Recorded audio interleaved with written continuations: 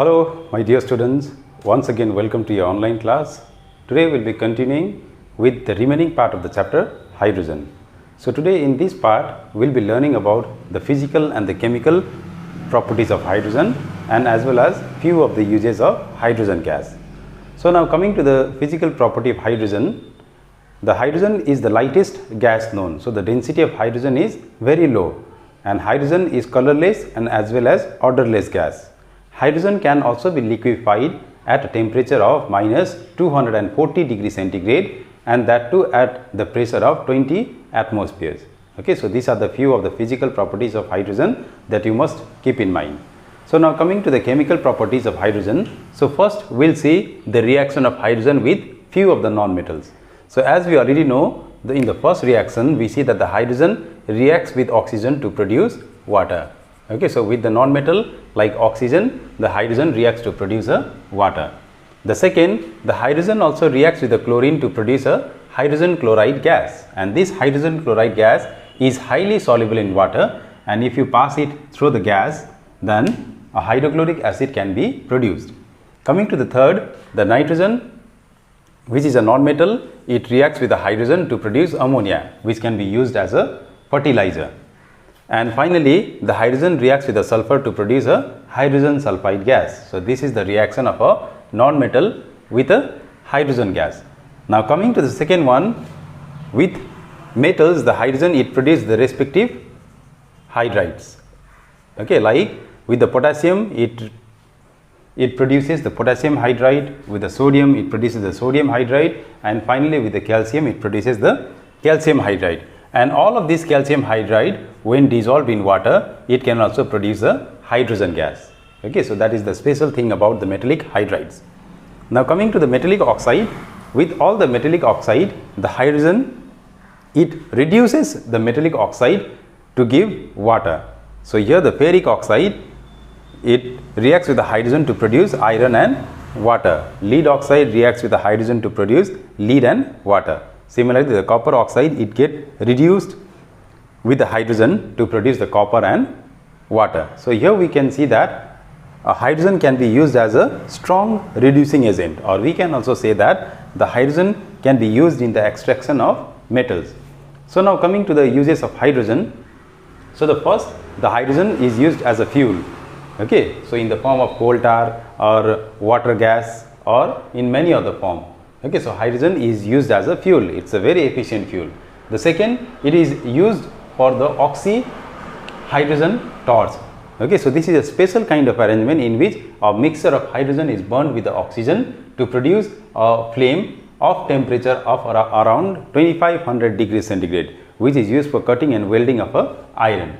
It's also used for making an atomic hydrogen torch. Okay, so this atomic hydrogen torch, it generates a higher temperature of around 2800 degrees centigrade, and it's used for the welding purpose of alloys like a tungsten.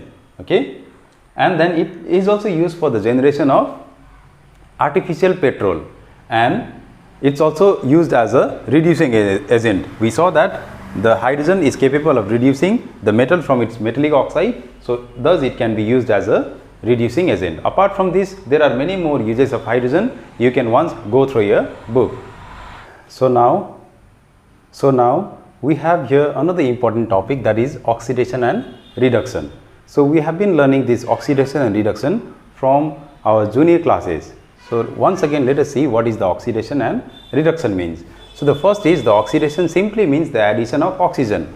For example, when the oxygen is added to carbon, it gives us carbon dioxide. So that is the example of a oxidation.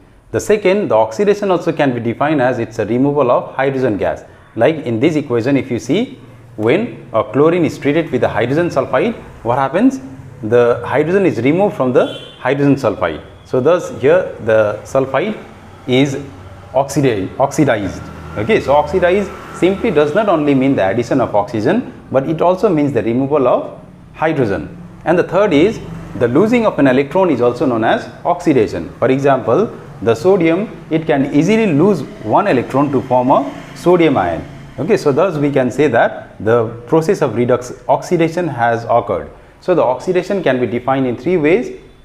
So the oxidation is the process in which either a oxygen is added or a hydrogen is removed or the atom loses an electron.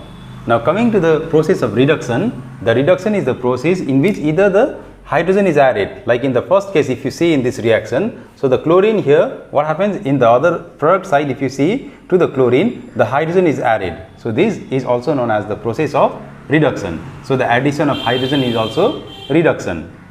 And the second is even the removal of oxygen is also a reduction, like the copper oxide when treated with the hydrogen, it gives me the copper. So from the copper oxide the oxygen is removed, thus we can say that the copper oxide is reduced. And finally the third definition of reduction is even the gaining of an electron is also known as reduction. For example, the chlorine atom, it can easily gain one electron to give a chlorine ion or an anion. Okay, so this is also the process of reduction. So thus we can define reduction as the process in which either the hydrogen is added or the oxygen is removed or an atom gains an electron. Okay, so that is reduction.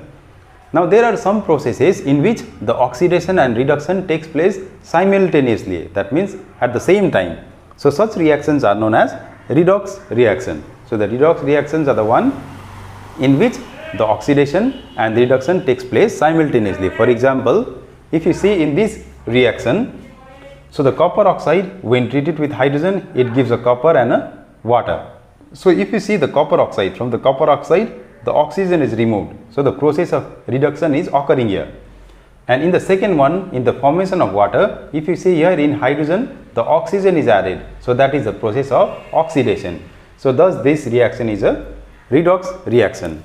Or all the formation of electrovalent compound is also the process of reduction, because in that case, like if I show you here the sodium, what happens? It loses one electron and gives Na plus. Okay, but whereas the chlorine, it gains one electron and it forms Cl minus. So when a sodium chloride is formed, NaCl. Okay, so what happens? The sodium, it gives one electron to the chlorine. So the sodium, what is happening to the sodium? The sodium is in the sodium, the process of oxidation is taking place because the sodium is giving an electron, but whereas chlorine, it is accepting an electron. So that's why the process of reduction is taking place. So the formation of an electrovalent compound can also be said as a redox reaction. So dear students, so this is the end of your chapter hydrogen. So please go through your book once again and try to solve all the questions of your exercise, and I'll also send you the solved questions or the solved exercise of your textbook. Okay, so thank you, and don't forget to revise the chapter again and again.